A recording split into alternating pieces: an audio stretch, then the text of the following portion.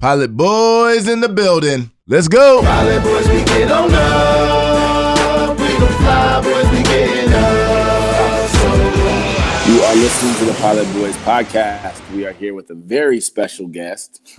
Man, jack of all trades, a man with a very, very long resume. Now he is the Senior Associate Athletic Director at Arizona State University. Please welcome Scottie Graham to the show. Scottie, what's up, man? Man, I appreciate it. Beyond honored. Much respect. I get a chance to be on the show and represent the Buckeyes, so that's always good. Anytime you get a chance to represent and say what's up to Buckeye Nation, you want to do that. Absolutely. A good thing. I can see you now. I don't know what happened, but now I can see you, so that's good. So appreciate you coming on, man. Yeah, so we're good to go, man. So we're going to jump right into it, man, because there's a lot to cover. Your career, I mean, first of all, you've had multiple careers and been successful in all of them. And it's, and you're still going. And it's amazing for us to watch kind of from a distance, but then, a little bit up close as well as we've gotten to know you. But we're going to start back in the day, man. Looking at your history, obviously you played football at Ohio State. That's kind of our common link. But you're from New York, and so my first question to you is, how did you even end up at Ohio State from New York? There are not a ton of players that go to Ohio State from New York. Not many, but a few. In fact, Pete Johnson went to my high school, played for the Bengals. Yep. I think John Brockington, a couple other guys. Curtis Samuel, I think, is from New York too. Yeah. This is when 1987, when I was coming out of high school, donors boosters could actually contact you. And this guy named Jerry Brownfield from Great Neck North, he read Great Gatsby. Great Neck North is Little Egg, Big Egg. So Big Egg is Great Neck North. Right. He kept writing Coach Bruce and just said, "Hey, this is a guy you got to see. This guy you got to see." And I didn't know where I was. I had never been on a plane before in my life. Yeah. I mean, I was going to Maryland or Syracuse. I was thinking I'm taking somewhere I could drive to. I'm not necessarily flying. Where is Ohio? Right. Right. So what turned you around, and what made you say, what is it that you saw that said, okay, this is where I need to be. I'm coming to Ohio State. Well, I saw people who looked like me. I mean, that was unique to see a guy like Bill Miles, rest in peace. I had to pay homage to him.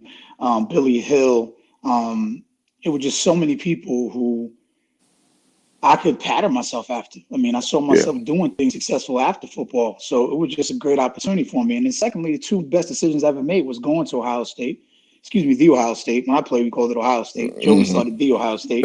Right. Although most people, I got to remind them, it's called the Ohio State University. That's why we say that. Absolutely. And then I met my wife there. She's from Cleveland, and I got a chance to see what family represented. So, I mean, those are two best decisions I made in my life, obviously going to the Ohio State University and then get a chance to meet this beautiful woman who I've been married to for 30 years. Yeah. One other question on your time at Ohio State is, obviously, no matter when you played at Ohio State, you played with great players. Talk to us about some of the great players that were there at the time that you were there, some of the guys that you played, and maybe any memorable moments that you had when you were at Ohio State. It's just too many. But the thing about Ohio State, when people don't understand it until they get a chance to live it, you had to be political, you had to be intelligent, you had to be witty, you had to be smart, and you better be able to play, and you better be tough. Yeah. We had three other dudes who looked like you. Right. We had 14 running backs my freshman year. Wow. I mean, from Carlos Snow. Carlos Snow was number one recruit in the country. Emmitt Smith was number one recruit. Carlos was number two. Jeff Graham, who played in the NFL. Vinnie Clark was the first round draft pick. Kurt Herbstreit on College Game Day. Joey Galloway. Steve Tovar. You could just keep naming the guys. Wow. And it's really, I didn't understand Ohio State was Ohio State until I played in the NFL and I came back to a game. Because as you know, when you're in those games, you don't really know those people there. Because we never were taught to pay attention to the fans because they can't do anything to you. Right. Pay attention to them dudes in the other shirt. And that's what we did. So when I came back, we played Notre Dame, I think, when I was playing for the Vikings. And Terry Glenn was on the team. And I think Eddie was on the team then too. And I was just like, this is unbelievable. Right. And I asked my wife, I said, is this many people actually here? And she goes, you never noticed them? I said, no. I mean, I didn't know the people outside. We came there, it was halfway filled. So that experience was beyond. And again, we could talk for days just about understanding being political, being smart, being intelligent, being humble. Right. Have some humility. Throw a helmet in practice at Ohio State. Throw one time. You might not see you no more. Right. That's so true. The reality of it. And you mentioned the pros too, and let's talk a little bit about that too, because obviously, you played in the NFL for multiple years. I think three different teams, and so that experience must have been obviously different from college. Talk to us a little bit about that experience and some of the differences between that and what you learned throughout that process versus being in college. Again, I mean, it's just the truth. I mean, but playing at Ohio State, you really were playing against the best. I mean, we got guys literally that playing in the pros can't play at Ohio State right now. They just can't. And it's the reality of it. I'm just being real. And when you ask Ohio State players, when you go to training camp, how many guys were there that couldn't play at Ohio State? And they said 5 or 6 of them. They couldn't play there. Yeah. So, I mean, it's a different place. It's just different. And until you experience it, you can never understand it. So going to the pros for me, in fact, I had to come back and condition myself. I was getting out of shape in the pros because we had some of the best strength and conditioning coaches in the country. I mean, you think about it. I mean, in 1987, we had a field house. People are trying to get field houses now. And I'm thinking, at the time, I thought it was normal. I'm like, okay, this is what it's supposed to be. But then you look at other colleges and you're like, they don't have a field house? They practice in the heat still? Whoa, I mean, just... Yeah. It just, to me, that experience being there helped me with the pros because I knew how to push myself over the edge. Because every day in practice, I was pushing myself over the edge. And the competition really was with yourself. Yeah. And one of the things that I could tell you that Bobby Turner, who's the running back coach and probably the best running back coach in the world, said to us, all of us, I got 14 egos and I got 1 ball. Whoever controls the ego going to get the ball. Most people don't understand that. And you control your ego enough to get the ball. And a lot of guys can't control their ego. And that's just the reality of it. And just your footwork and everything we did. If you think about Raymond Harris, almost every running back I played with played in the pros. Raymond Harris, Carlos, Robert Smith, Paula Binote, Jeff Cothran. They all played. Raymond Harris. I mean, Raymond was a backup. You think about that for a minute. Right. Yeah. Raymond was a stud. That's crazy. So we hear that really cool. We hear that consistently across generations that the training that they received at Ohio State was actually way more rigorous than anything that they saw when they got to the next level. But just the mind state, though. I mean, the presentations you get, you just sit back and go, again, you think it's normal because you don't know anything else. Just the fact that I have an advanced degree. Mecca, you got an advanced degree. That's what we do. I mean, that's the expectations. So I sit back and I go, thank God I made that decision. I mean, undergrad is an expectation. Law school is what you did. I mean, so for me, getting my master's degree, it was like, this is before guys are graduating early. My 5th year in college, I was in grad school. Yeah, talk about that too, because first of all, you have your master's in was African Studies. It was called Black Studies back then, probably, right? And then they changed it. What made you decide that to kind of pursue that, to pursue a master's first of all in general, and then to pursue that specific master's as well? Well, one thing you learned at Ohio State right away, and I know people are gonna get tired of this here in Ohio State, but time's not on your side. You think you got time. Nah, time's not your friend. I mean, you think you start counting that time, you're probably not going to be playing at our school. So for me, I didn't want to waste my time. And so first thing I did was I went to school right away. I thought I was going to be an education major. I thought I was going to be a teacher. I was going back to my high school to be the football coach. And that's what I wanted to do. And once I went to grad school, I had a whole different global thought of life. And it was like, I don't know what I want to do. And then I started doing internships, and that's another thing. You were pushed to do internships. I did an internship at the National Football League Players Association. Wrote Gene Upshaw a letter. We didn't have emails at the time, so I sent Gene a letter just saying, I would love to do an internship. He said, "All right, no problem." I sent him my resume. I did an internship. I did an internship at Anheuser-Busch. I did an internship with Frank Cass down at Continental. I was curious, and I guess that's the one thing that I did get, and I wish other people did. Your curiosity is something that was influenced. It wasn't beat down to go, why are you curious about that? I mean, the reason you have a law degree is because you was curious about it. Right. And it's crazy because, I think one of the most powerful things that we have as, former athletes and, former people who've, been exposed to a lot of different things is to kind of talk to the next generation. Right. So before we get into some of your more professional stuff after football, I want to ask you this question because you just touched on it a little bit. If you were to give advice to kind of a young guy right now who's in college, who's pursuing his degree or, obviously wants to go to the pros, what things would you tell them to make sure they focused on before they graduated? The one thing is to be yourself. I mean, you can't hide. At the end of the day, you better be yourself and be the best version of you. Other than that, work on your strengths. And your weaknesses won't show. But people tell you, work on your weaknesses. I'm like, good luck with that. Keep working on your weaknesses. I'm gonna keep working on my strengths. Right. You don't have enough time to catch me. So Work on your strength. You're gifted. You're amazing. You're good enough, and consistently work on yourself. People always look out externally, and that's another thing too. Ohio State, you better understand your role. When you walk into a DB room, a wide receiver room, are you the alpha in the room, or are you going to be the alpha? Understand there is a pecking order, and those who are patient, what I talked about, it becomes you. My redshirt freshman year, I had no thoughts in my mind I was going to be starting. I didn't play a lot. I was pissed off, but patience. All right, you can see your time coming. And so also too, it's a process. I tell young people all the time, everything's not gonna happen overnight. And unfortunately, they grew up in a generation, it's like apps. They switch over to the next app. Well, your life is not an app. Your life's gonna take time. In the process, anything that's good is gonna take some time. I mean, the Bible describes it as a pomegranate. Beautiful thing is a pomegranate. Most people don't buy that pomegranate because it's expensive and the fruit is hard to get to. Right. So they just skip right over it. I'm eating something that's going to be easy to eat and it's going to be quick. But the best thing is that even like when you're cooking, if you cook it longer, marinate it longer, it's going to be better. So, right. Yeah. Right. Did I answer your question? Oh yeah, absolutely. No, that's a very good answer. Great answer, actually. Yeah. And now, like, getting back to kind of the timeline, you had a 6-year career in the league, which is a good long career, right? I think the average is about 4.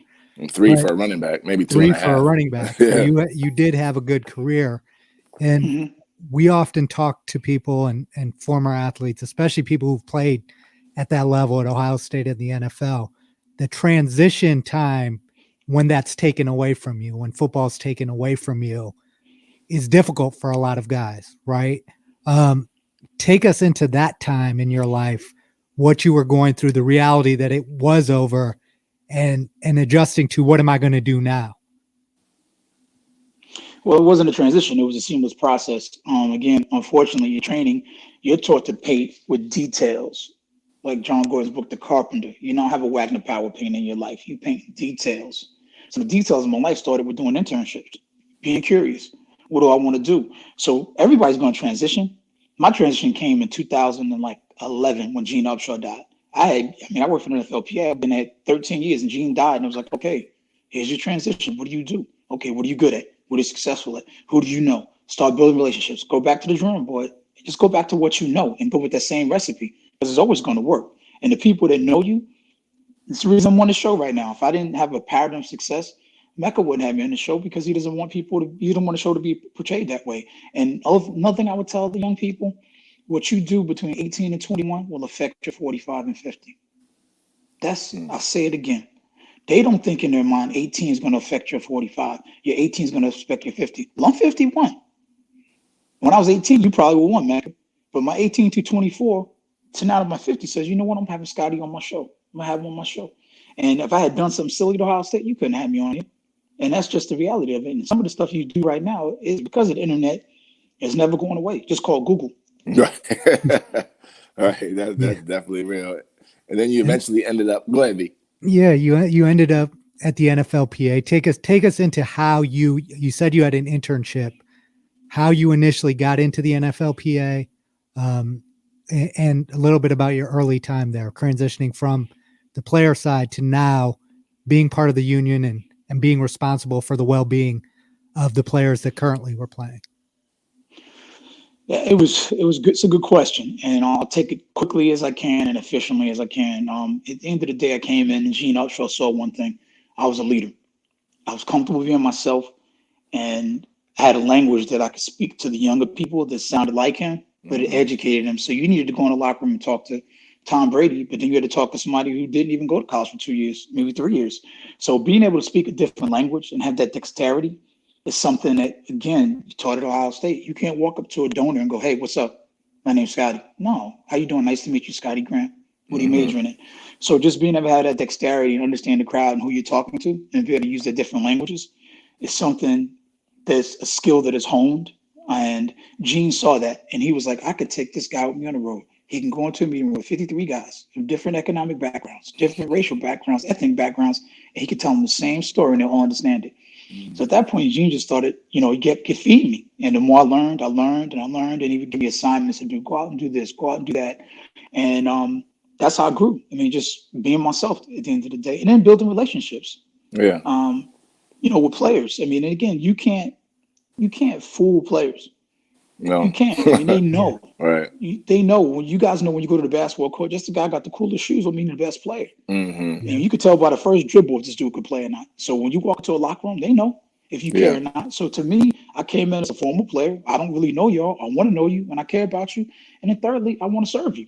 How could I help you? Right. So talk a little bit about that too. Talk about what were some of your kind of professional roles while you were there? Because like you said, you were there for 13 years. So I'm sure your roles kind of grew and expanded throughout the time that you were there.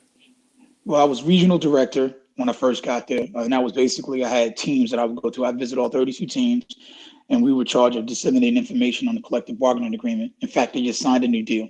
Mm-hmm. And your job was to make sure that it's a small sample. So we had to teach in vignettes back then. And I say 91, through 2000, wasn't a lot of technology. We got Blackberries probably around 2011, 2013. So the communication wasn't like it is now. Mm-hmm. So you actually had to go in and have slides.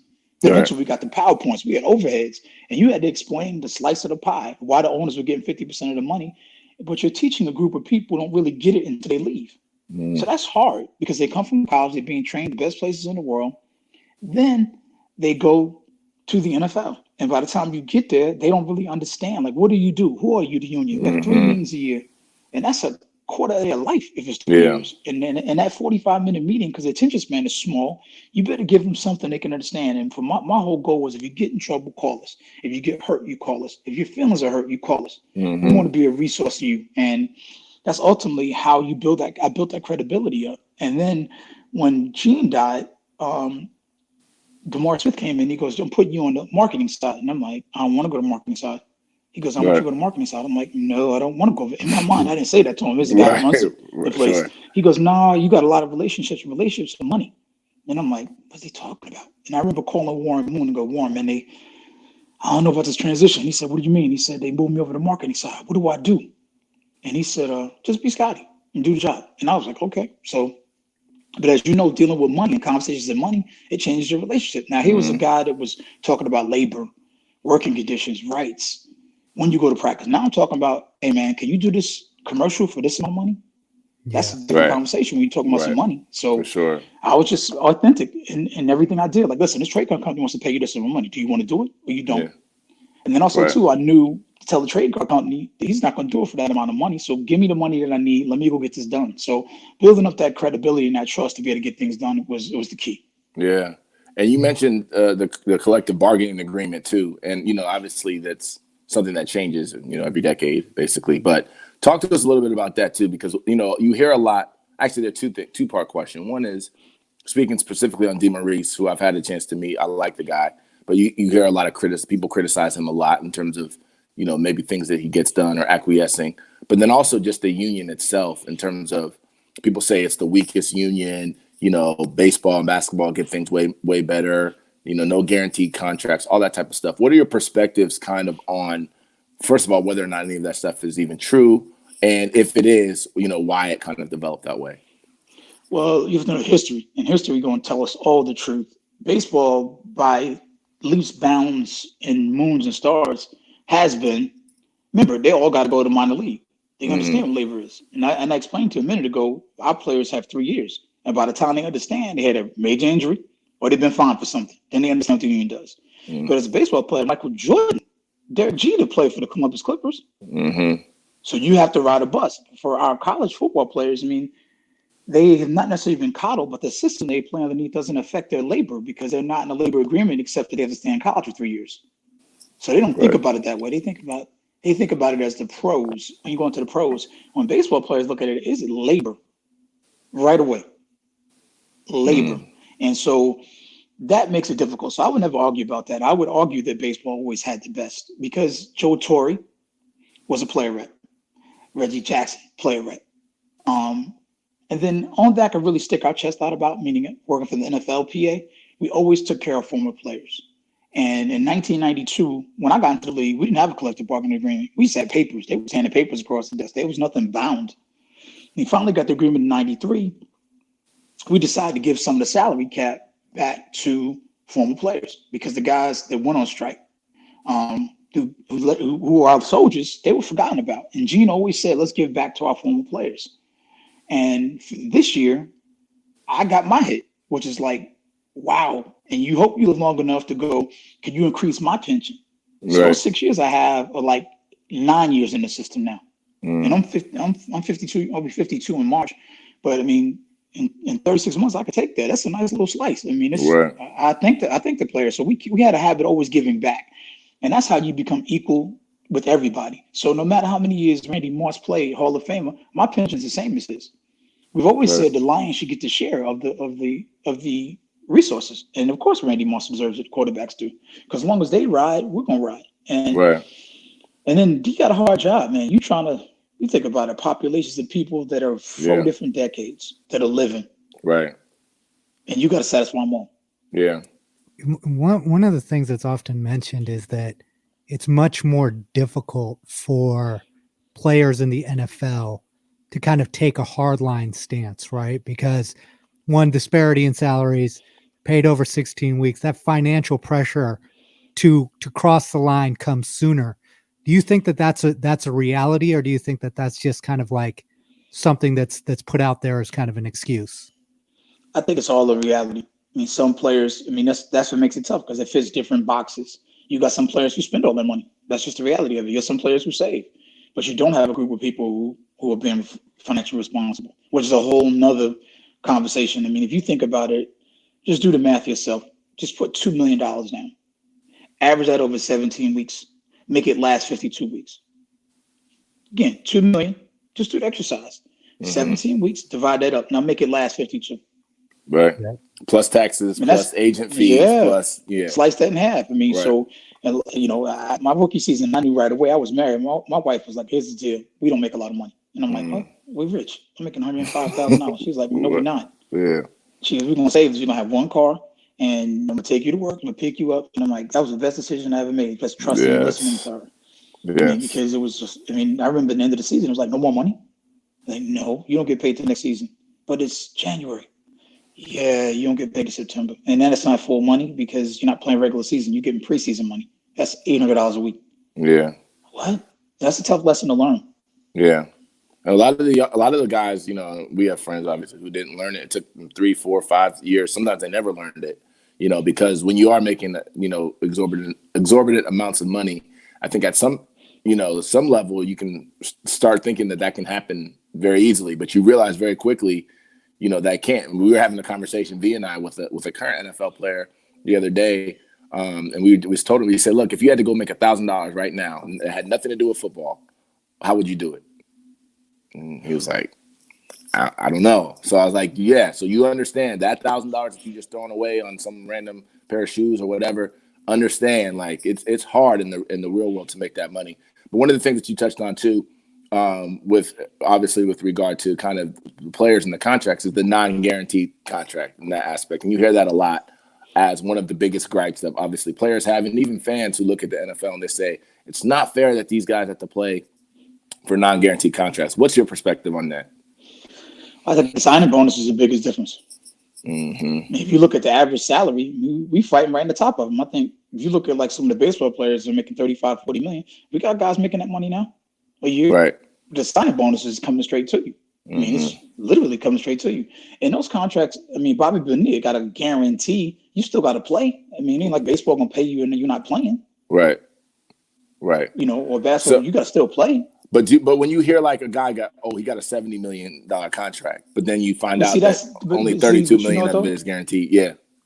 But you know the crazy part about it? You can get a guaranteed contract in the NFL. There's no rule that says you can't do that in a collective bargaining agreement. You can get one. That's what everybody. Well, we can't get guaranteed. Yes, you can negotiate one. There are some players with guaranteed contracts, and now it's not my job to tell you who they are. There are players in the NFL who have leverage. Who have leverage to get guaranteed contracts. Yeah. Trust me, there are players that have guaranteed contracts. Yeah. So I guess not telling anybody. Right. So I guess it is a kind of a leverage issue too, as well. Yeah. Absolutely. Yeah. I mean, it's for us, it's frustrating just because we've seen like, you know, like for example, we had a friend that signed like a 4-year, $17 million contract. He got $8 million. $8 million was guaranteed, or maybe $6 million was guaranteed, and then after the second year he got hurt and they cut him, and then he was never able to kind of find his way back. And the thing is, sometimes guys don't know, he was told that $10 million of that contract was guaranteed by his representation at the time. So when the reality hit and he was cut, that wasn't what it was. Those were some uniquely challenging times, and that's the unique thing about the NFL, right? Your likelihood of getting injured or having a career-ending injury is much higher. So that's why I think a lot of people are concerned about the term non-guaranteed contracts. Like, look, the NFL makes more money than any of the other leagues. Mm-hmm. You can make sure that contracts are guaranteed once they sign them against injury, or other things like that to ensure that these guys are a little bit more protected for the risk, the difference in risk they're taking versus other sports. I have it on the other side of that coin. I'll give you a 10-year, $5 million contract, guaranteed. You take it? Me personally? Yeah. It depends on what my value is at the time. No, you Probably take it. not. That's my point. Your value going to change. Yeah. So why would you guarantee something that you can go back and negotiate again? That I to mean, me, that's they mentioned that about Scottie Pippen, right? And he wanted to guarantee his future, not thinking that his value would increase in a couple of years. Mm-hmm. And but that's kind of the bet that you take, right? The risk that you take. Oh yeah. Yeah. Oh, I mean, yeah. this is you turn into a business at the end of the day. star. You turn into a star. The game changes for you. But if you right now, your rookie season, they say we'll give you $5 million for 10 years. You think I'll take it, and now you lead the league in rushing for the last 5 years. Like, man, right? But Yeah. on the other side too, some guys get paid and don't play. Like they got all that money and they're not even starting anymore on their teams. That's true. So you got to look at it, and again, you got to go back to business though. And Right. That's why I hit you with the business one. You like, well, depends what my value is. Right. Like, automatically, most guys go, I'll take the $5 million. Okay. Right. But with the salary cap, remember now the salary cap, you gave me a guaranteed contract in 1991. You know what the salary cap number was? For 53 guys, and we had 28 teams. The salary cap was 36.3 million. Oh wow! And it was 28 teams. Yeah. 28 teams. Yeah. Now there's 32 teams, so that's 500 more jobs because they have practice squad guys now. The salary cap's over 170 million.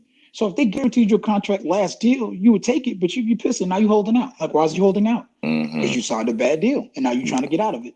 Right. What do you think about salary caps generally? That's another conversation. That's an interesting topic on whether it controls the business. It controls the business. I mean, that's ultimately it. And the revenue sharing model is something they have to do. We couldn't survive if they didn't do that. If we didn't make them share, it's called the trust. I mean, that's one of the things that Gene and Paul Tagliabue fought, and thank God they got that done. That I believe in perpetuity, they're always going to share money because you got 32 millionaires who don't necessarily like each other. They're under the same brand as the NFL, and they all get equal shares, but they're all not making the same. They're all not valued. I mean, there wasn't 5 franchises that were half. When I played for the Vikings, Roger Hedrick sold the Vikings for $275 million. Red McCone sold it for $500 million. It's worth like $1.6 billion now, the team, without the stadium. Right. So I mean, the Cowboys like $2 billion. So the value of the franchise is going up. And as long as we grow with the salary cap, and the salary cap grows with the ownership, then I have no problem with it. Yeah, because we actually invest in that. You know that the players actually help. Yeah, the players build those stadiums. Yeah. Yeah, and the only thing that I wonder is, like, for example, the NBA, you have Berg Rights to certain players, right? Like what we see often happen in the NFL is a team wins with, let's say, their quarterback on a rookie contract. Then what happens is you pay the quarterback and you can't pay the rest of the team. Like the Seahawks are the best example, right? They had to dump money on Russell Wilson, but then what they worked to build through the draft and through scouting had to kind of be broken up because of salary cap restrictions. Do you think that could work, a model in which there's kind of Berg Rights on your players on your roster to retain them? I think it's the NFL. They're some of the most innovative people in the world. They can make anything work out. And again, you just got to know the leverage you have. If you're Ezekiel Elliott, you got pretty good leverage. I mean, if you are Dak Prescott, you got pretty much leverage. Are you going to fold or you going to hold them? And that's the risk you take. I mean, Melvin Gordon took a huge risk, and you just got to decide. It worked out for him, but didn't work out like it could have. Right. And what do you think about Roger Goodell? What's your opinion on him as a commissioner? Because you've obviously been there through Tagliabue and now Goodell. I could take it from Gene Upshaw, one of the best negotiators in the world. I mean, his job was to get the TV rights. That was his job before he became the commissioner, and he was able to go to CBS, NBC, Fox, because Fox was new. I don't know if you know that. Fox came in like in '93. Yeah. And said, pay me. And this is what we're worth. And that's ultimately his game plan. Obviously, he's a great leader. He does exactly what the owners want him to do because, he does what they want him to do because he wouldn't be there. I mean, you have 32 billionaires. They're not going to have somebody negotiate for them. They're not going to be in a strong position. Right. And, he does his job. I don't have a personal opinion against him. I do know him. If he saw me, he'd say, Scottie, what's up? But it's a job he has to do. You can't take that personal. Right. Yeah.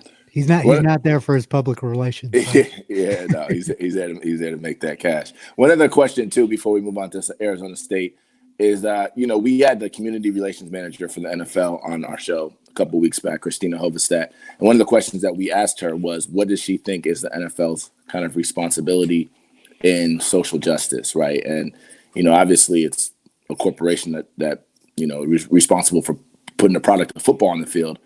But, you also have a constituency in terms of fans and players who care a lot about social justice issues, not just Colin Kaepernick. What are your thoughts on that in terms of what the NFL's kind of responsibility is when it comes to social justice? I could never actually measure the amount of anything in a cup, but they do a great job with breast cancer. Obviously, the fines, I don't know if you know, the fines go to Nick Barter County. And when you get players fined for soccer, something, that money goes to 3 different charities. You can't tell an independent business. You wouldn't go to Target and go, that's the difference. People look at the NFL like it's a holy grail. The NFL. Well, people don't go to Target and say the same thing. Mm-hmm. People don't go to Walmart and say the same thing. I mean, that's just the reality of it. So I can't never judge another man how they run their business. I can never do that. I never will. I think we need it from everybody. I just can't put all that weight on the NFL and sport, even though sport has a huge example, obviously, from Nelson Mandela. I mean, what rugby did for that country is unbelievable. So we have a responsibility in sports to pull people together. But I mean, as far as I think they do a lot in social, what they're doing. I think they have done a lot. They've had some roundtables, but again, there's different personalities in the whole thing. So once you got personalities and people have agendas, you don't know what's going to happen. So I don't really want to add a lot of weight to that space. I just think they do a lot. I mean, they do a lot. Breast cancer they do. What I love is the mental state when they do that. That to me, because a lot of us don't ever really talk about our mental because we're strong, football, mental. The mental gym is affecting a lot of people right now, and they don't even know it. Right, absolutely. So let's talk about Arizona State, man, because you're a senior associate athletic director at Arizona State. Arizona State is all the way across the country, right? From where you grew up, and then obviously where you played football, and then also being in DC. First of all, let's talk about the transition, kind of just to the state, right? And then also, what was it that drew you to that program? It's about relationships, as we said. Ray Anderson and I had an intimate relationship. He was third in charge of the NFL, and before that, he was with the Falcons. Before that, he represented Denny Green, Tony Dungy, Brian Billick, Tyrone Willingham. These were all my coaches on the Vikings. Wow. So I've always known him. And I always looked at it, I said, man, this is like, I want to get to know this guy, get the chance to know him. So every year at the Pro Bowl, I would always chit-a-chat with him at the gym because I love working out. He works out. And I said, if you get an opportunity, I'd love to work for you. But I didn't want to work for management. I didn't. It would be hard for me to work for a club. It'd be really hard. I just, I could figure it out, but it'd be hard because I know what they think and how they think and how they operate. And he 2014, he still want to work with me? I said, yep. He says, all right. Don't tell anybody. I'm going to Arizona State. I'll bring you in. I said, what? Okay. So now I'm like going to work on Monday, going, I'm nervous. He says he's going to hire me. What's going to happen? I get my letter. How do you do that? Now I'm thinking this is my first time ever really transitioning because Gene hired me from the internship. So it was like, all right, what do you do? Cover letter. What do I do here? And I'm like, who do I tell? Got to tell somebody. I told my wife. And I'm like, she's like, all right, I can't tell anybody. My daughter's going to go to college. So I'm like, you know what? I got to tell her, but I can't tell her. So, in those situations, when you're in high level like that, you really, you want to keep that thing shut as much as you can. Yeah, for sure. And in June, he brought me on. I went in and resigned. I mean, it was just something new, and it was exciting. I never really understood what the AD did before, even though I didn't really see Bill Miles as an AD. I saw him as an extension of football. Yeah. And so I didn't really look at it like I didn't even know what AD was when I was there. I think that what was the guy's name that in the freshman year he quit? He quit. That's when I first learned what integrity was. Rick Bay. That's his name. I'm glad I remember his name. Rick Bay, my freshman year, 1987, he was told to fire Earl Bruce. He said, I'm not firing Earl Bruce. And that's what I learned. I never knew what integrity really meant. I mean, integrity, do what you say, Everybody uses the word integrity. Mm-hmm. Rick Bay said, I am not firing on Bruce. I quit. He quit. And I couldn't believe that. And after that, I don't even know who the EAD was because I never was really in trouble at Ohio State, so I didn't go visit him for that. And then I had no needs to go to talk to any ADs. I went to my Larry Romanoff and Kate Riffey and them, did my study, went to lift and play football, went to school. I didn't really understand what they did. And so when I became AD, it was like, all right, who do I pattern myself after? Went back to Warren Moon again. Be yourself. Make sure the people know that you're going to help them, you're going to listen to them, and you're going to guide them the best way you can. So I just went on a fact-finding mission to figure it out. And through the process, we hired 17 new coaches. We've moved up to Director Cup every year. We're in the top 30 right now, best programs in the country. We've added hockey, we've added triathlon, we've added lacrosse. So we're adding sports, and people are dropping sports. We're probably one of the most innovative universities in the country. During this COVID operation that we're going through right now, our online platform is world renowned. So it really didn't skip. It hurt everybody, but it didn't hurt us because our student athletes and our students could take online classes. And so people talk about our Arizona State being this party school, but this party school is pretty innovative. And just the fact that, it's hot. So it looks like you're having a lot more fun, I guess. There was plenty of parties at Ohio State. Yeah, for sure. So that's the transition. And it's been 7 years now. I'm going on my 7th season. It's been a blast. And my daughter graduated and my son graduated from Arizona State. So they both have degrees. And they both have, really cool jobs too. And in fact, both my kids work for unions. Wow. Well, not to go off topic for a second, but you've mentioned him twice now. Warren Moon, who I've gotten a chance to read a bit about. It's obviously an amazing football player, right? But also what he's done with his career after football as a businessman has been amazing. Why is he someone you always go to in these scenarios? And what do you think makes him so special as a mentor and as a entrepreneur and businessman? Well, you want to be a lifelong learner. In Swahili, they call it funzi, wanafunzi, so learning, lifelong learning. And you're going to seek, when you get hurt or you need an answer to something, you're going to scream, whether it's your God, your wife, your mom, you're going to look for somebody that's going to give you an answer. And I remember when I played for the Vikings, me and Warren used to talk, and I asked him about, like, one day I said, my son asked me was I his friend. He was like, tell me he was best friend, but you was dad first. Because, I didn't grow up with a father, so I never really got those lessons. And one, if I'm 52, one got to be about 70. Because looks about 40. Right. No, listen, he is long ball right now. I guarantee you better than half the guys in the NFL right now. And to me, you got to realize, me being me, I used to hang around Warren. And I'm like, I get that. I watched him. Then I played with him. I mean, I'm looking in the huddle, man. That's Warren Moon right there saying 60, 70 outside check with me. And I'm looking at him going, I'm trying not to be a fan, but I'm like, that's Warren Moon. That's crazy. He can really give me the ball. Yeah, man. You talk about, and then leadership, man. You talk about just, man. When he spoke in the huddle, he meant it. And it was unbelievable to me. I mean, I played with like 9 Hall of Famers. And he probably is, man, right up there with, Chris Carter the same way. But I seek information from Chris Carter too. And again, when you set that pedigree right, I'm shocked when I call people to pick up the phone. I'm like, this dude just picked up the phone again. And knowing I've been knowing these guys for almost 30 years now. Yeah. So, being able to build that rapport with people that you trust and seek advice, because I mean, here's one, the ultimate star. But he doesn't even act like it. I mean, we'd be at places eating dinner, and people say, could I sign that? And I'm like, we can raise slightly to our steaks. And he's like, hold up, no problem. He'll sign it. And then he'll tell us, wait till I'm done eating. But he would sign. I'm like, so who am I not to be able to do something as humble as say hi to somebody? He's a guy that's in the Hall of Fame, and he will literally stop and take a picture with people. I'm like, wow. Then he also told me too, don't hug people. Don't let them hug you. Stand there with your hands in front. This is before you could crop pictures. He just taught me that too. Keep your hands here. Because especially little kids. So it was like little things like that, you don't really get the lessons. And, like Gene Marshall told me, don't hang out in bars. Yeah. Go back to your room. Don't hang out in bar. I mean, just little lessons you give. If you're open to learning them, people constantly give them to you every day. So that's how. I mean, Warren's got it out. That I'll call today. I mean, Warren, how you doing, man? Scottie, what's up, man? I'm gonna be in Arizona for 2 days, man. Let's, catch up. I'm like, all right, cool. And so when a guy like that comes to town, you stop everything and you go see him and look at him. It's interesting too, because part of sports, what makes sports great, I think, is, especially for people who played, and even at any level, really, even in high school, is the camaraderie, right? And then also just the relationships that you develop. And Some of these and then also the network, right? The reason why you and I were able to connect years later, we didn't go to school at the same time, we didn't know each other, was because of kind of the network and the brotherhood, you know. And one of the things that I was proud about moving back to Arizona State a little bit is when you moved to Arizona State, I was like, here goes Scottie again, expanding the network. You know what I mean? Now he's taking it coast to coast. He literally coast to coast, and then having influence there. And when I see certain things happen, I'm like, I know Scottie was involved with that somehow behind the scenes. You know, so it's also influence. And when you're talking about being in the athletic program, you also realize how many different things that you can how many different lives you can affect and change. And now one of the questions I want to ask about specifically was Herm Edwards, because obviously that was a huge hire, one of the biggest hires in sports history, really, at least college football history. And that seems to have made a tremendous splash, not just because he's a great coach, but a good person. Talk to us a little bit about that.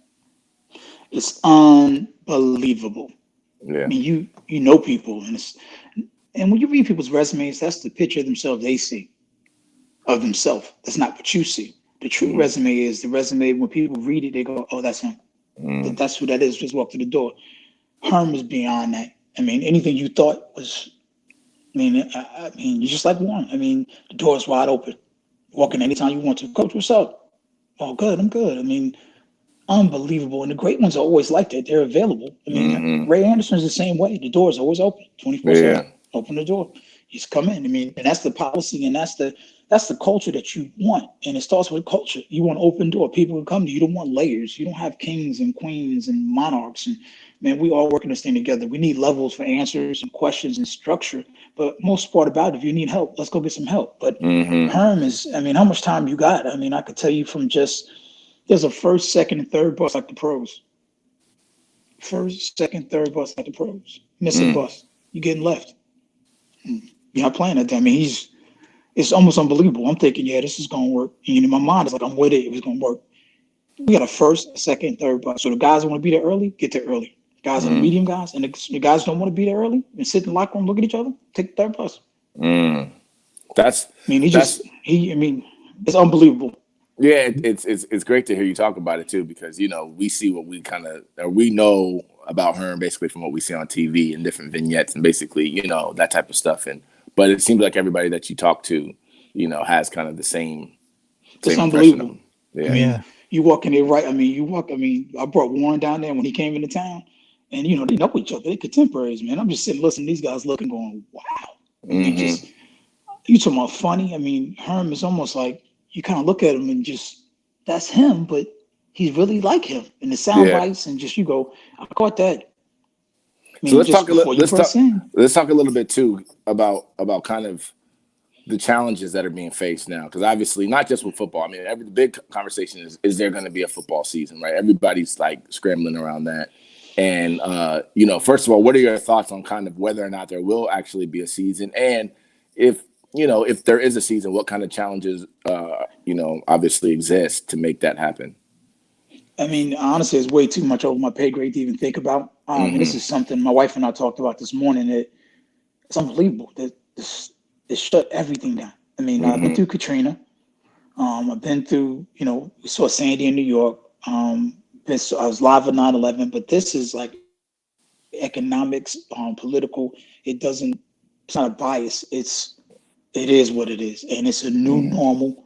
And I really don't know. I mean, who would have thought? You know, 6 months ago, I walked to a grocery store. Now, would make sure I bring my own bags, sanitize my hands before I go on. When I go out, make sure I have a mask on. I mean, it's unique. And I'm thinking, even like when one of the things I oversee is strength and conditioning. I mean, you can only have 10 people in the weight room at one time. So, you know, I need shifts. How you walk them in, how you clean. So I've been in those conversations. The whole thing's going to be unique, and it's going to check out the resilience of our country. And I think sports has a way of making everybody feel like it's going to be all right. And I'm hoping that we get through this. I hope that basketball starts, baseball starts, but I want to get through it safely. I don't want the bounce back. I'm trying my best not to be too cynical. Yeah.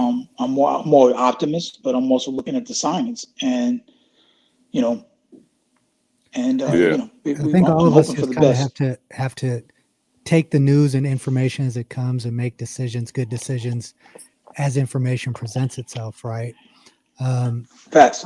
I also wanted to talk. We talked about Herm Edwards, but you guys also made a huge hire on the basketball side, right? With college basketball legend Bobby Hurley. And then I believe, trying to remember his name, you had a surprise Joshua Christopher, that's his name. Huge recruit land on the basketball side too. It seems like Arizona State as a program all around is on the upswing. It's culture. It's culture. It's everything. Because the volleyball coach, Sonia Tomatovich, feels like Herm Edwards. Everybody. Sheila McInerney, who oversees women's tennis, she called me right now picking up the phone. Sorry, fellas, I got to go. I mean, so Herm, obviously, football got to get buttered and bread. I mean, got to. And basketball has to.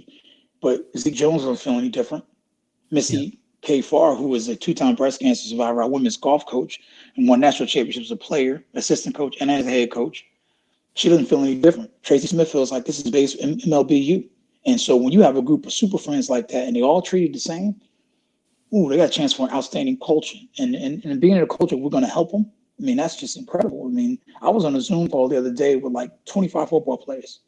And my goal was to tell them I could help them when it comes to choosing an agent. I don't work in football directly, but I do have some football responsibilities, like we all do. I'm the assistant general manager in our football structure, so I have the strength and conditioning.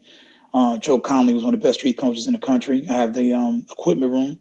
I oversee that. And so those are 2 things I do in football. And obviously I have some recruiting assignments. So, yeah, Bobby's big time, man. I mean, that doesn't surprise me. We got Lou Dort from Canada. I mean, as you know, Canada's been a hotbed for a while in basketball. So it's how we're recruiting. And if you're a basketball player, why wouldn't you want to come here?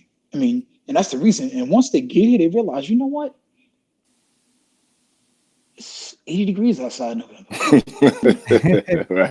Right. Yeah. And then facilities mean a lot. I mean, our basketball facility can argue with most pro facilities. I mean, on the female and male side. I mean, so when you say I have these facilities, it's a big time conference in basketball. I mean, it's from California. So really California is, you know anything about Arizona State, when we're really good, California got enough athletes, man, we could split them up and be fine. Yeah. I mean, that's Cali got it. You don't, in fact, if you at SC or UCLA, you don't have to get on the plane. You could just drive the Beltway. Right. That's so true. And speaking of, kind of the culture, right? And you actually seen and are still involved with, to a certain degree, the Ohio State, right, on one side of the country, and then Arizona State on the other side of the country. What differences or similarities, I guess, have you seen between those 2 kind of programs? They're just different. I mean, you talking about conferences, they're just totally different. I mean, I think that the Arizona player now, under our leadership, is probably one of the best positions ever if you're going to make it to the NFL or the NBA. I mean, it's just what it is because of what we have to coach. And then life skills. I don't know what everybody else has, but I know going to Ohio State, I didn't understand that we really had the best. I mean, and that people were watching. Right. But Arizona State too won a lot of Pac-10 titles, man. They got a lot of quality players in the Hall of Fame. Randall McDaniel, Eric Allen, James Harden, Mike Haynes, James Harden. I mean, it's just some outstanding players. And you don't even know they went to school here. It's like Curly Culp's in the Hall of Fame, and he won a national championship in wrestling. I mean, people don't even know they went to school here, and it's like, they went to school there, man. I mean, people don't know lefty played here. Mickelson. Yeah. Mickelson played here. John Rahm played here. John Rahm was here a while ago. I mean, again, humble. I mean, John Rahm was like, when I tell you funny, I mean, he's a golfer and he's one of the best golfers in the world. Because I had men's golf when I first came in. I'm looking at this guy and he's looking at me and I'm like, is he good? And they're like, I'm like, okay. I didn't know if he was good or not. So, right. Oh, yeah, he's pretty good. And so, also, the difference is just that's the biggest difference. I mean, they have one thing I can tell you though, they I don't hate Michigan. I just like them. They hate Arizona. They hate each other. Really? That when I say hate, I don't like the word hate, but they hate each other because it's economics. Remember, it's in the same state. Yeah. Now that was part of Ohio State, Michigan. They were fighting over the border. Right. But it never really got economic. I mean, they challenge up to like their weight room they built 10,000 feet. They go 10,001 feet. I mean, they just compete on. I mean, it's ridiculous. They got this thing called the Territorial Cup that you battle in all the sports, and whoever wins more sports on track and basketball, you get this cup. I mean, literally like this cup, and you keep it. And we have the cup for the last 2 years. That actually brings me to an interest. I was going to ask you about this, but this is actually kind of a perfect segue to that, which is kind of the NCAA name, image, and likeness scenario that's changing. And the reason why I think what you just said kind of brought me to it is because the battles now in recruiting are going to be a little bit different, right? Because you're talking about essentially who can offer what at the end of the day, what program, what city, not necessarily the program, but what city, what corporations and that are available. And the fact that you guys are in the same state with another big program could also present unique challenges in recruiting. How do you, first of all, do you agree that, players should be making money off of their name, image, and likeness? And then secondly, how do you feel like that thing is going to actually play out in recruiting? One, they're just working it out. And everything you hear is half of what's actually out there. And two, I think it has to be something or some mechanism, and I'm not sure exactly how you do it. Again, that's above my pay grade, and I try not to comment on things that I really don't know about. I haven't studied it. I've read a light version of it. I haven't really read a heavy version because it's not going to affect me per se, but I am learning about branding and value and assets because I do understand that from my NFLPA days. So I try to update myself on those items, but I don't really look at those because, really right now, we're just trying to survive.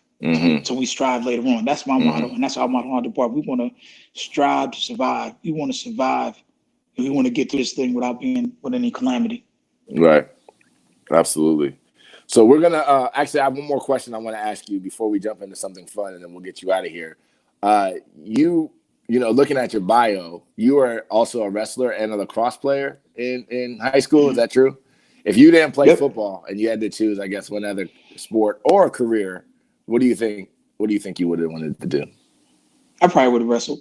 I was probably my best. I was probably my, I don't know how much better football player I would have been, but wrestling, it would have been, because just the athleticism. Yeah. Wrestling, I would have been pretty good at that. What weight class were you? I wrestled heavyweight, even though we didn't have a 90-pounder. They got 90-pounders now, so it went from 77 to 220. And so I weighed like 192, and I'm like, I'm not losing no weight. I'm keeping my weight for football. Right. And because I wrestled throughout junior high school, but when my freshman year in high school, I was 112 pounds. My senior in high school, I was 192 pounds. So I was not losing any weight. And so my junior year in high school, my wrestling coach said, "Come out, wrestle what you weigh." I said, "Man, them dude's too big." He goes, "They're not quick as you, they're not fast as you, they're not athletic. So just here's what we're gonna do." I said, "Cool." So I did it, and it made me a lot tougher. If you look at some of the better football players, they were wrestlers. Luke Fickell, wrestler. Yeah. Ray Lewis, wrestler. Sullivan's wrestler. Rowdy White, wrestler. They got some. It just makes you a little tougher wrestling. You think you would have taken your talents to the WWE? No, I wasn't doing all that with the K shorts and all of that. Scott wasn't doing that. No, man. I had a problem with the singlet back then. Scott wasn't doing that. No. Right. Hilarious. All right. One more. I just thought of one more question, and then we'll ask some last couple questions, and we'll get you out of here. Legacy. You seem like you don't talk about it, but the way you move shows me that you care kind of about two things. One is about how you impact people. Maybe just that. How you impact people. And so I guess my question to you is, what do you want your legacy to be when people ultimately write the story of Scottie Graham? What is it that you want people to say? He cared about his family. He cared about people. He made a difference. He was faithful. And he was a Buckeye. I love it. Succinct, to the point. And the reality is that those are the things that we do think about you. So that's the good news. I'm going to give you your flowers now while you're here, right? So you don't have to ever worry about whether or not that's what we think. That is definitely what we think. So, keep being you. And thanks for joining us, man. But we're going to ask you some two fun questions, and we're going to get you out of here. The first question is, tell us your top 5 musicians of all time. Miles Davis, James Brown,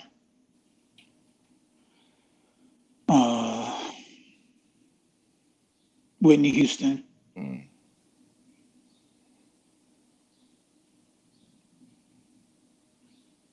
John Coltrane, and Michael Jackson.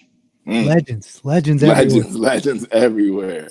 I love it. And also let's your top 5 athletes of all time. MJ,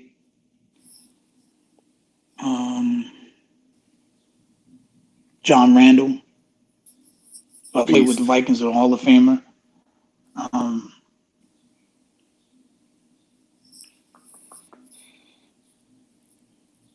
Jesse Owens.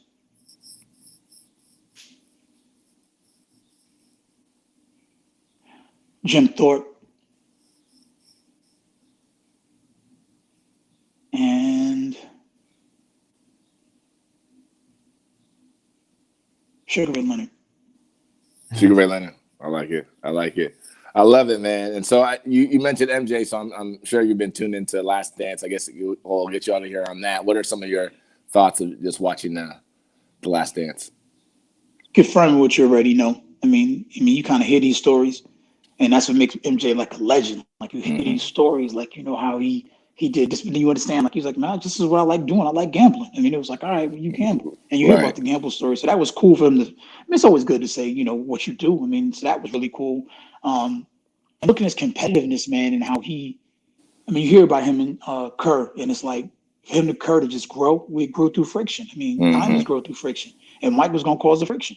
I mean, you hear, right. I mean, Mike was going to cause a rub. I mean, most great ones do, though. I mean, when I played for the Vikings, Chris Carter was in the huddle all day long. Scott, you better get his first down. I'm like, you better get this first down. All right, no problem. We're going to make this block now. You know, Moss can get Moss because you're making this block. So there was always going to be pressure, and the great ones always going to push you. They always going to.